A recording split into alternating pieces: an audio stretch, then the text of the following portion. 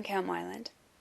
Whether your story is a comedy, a tragedy, a happily ever after jaunt, or any combination and variety thereof, the one thing you want it to be is resonant. You want readers to close the book with a feeling of satisfaction. Whether they're laughing or crying or just thoughtful, you want them to be able to give their heads a little nod and say, yep, that's exactly how it should have ended. However, the great dichotomy of a good ending is the fact that you also want them to be able to say, wow, where did that come from? Inevitability and unexpectedness are the two ingredients necessary in every perfect ending. And yet, of course, they are completely incompatible.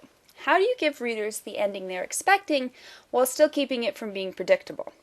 Of course, it's relatively easy to write a book that is predictable from beginning to end, and depending on your genre and your audience, you may be able to get away with this. It's also relatively easy to throw readers a left hook that comes out of nowhere and stuns them with its unexpectedness. However, you're less likely to be able to get away with this. Readers expect us to play fair, and that means that any so-called unexpected elements have to make sense within the story's context and have to be built of existing story elements.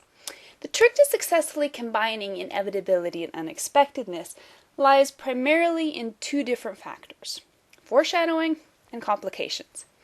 If we can foreshadow our ending, readers, upon closing the book, will feel that it was inevitable.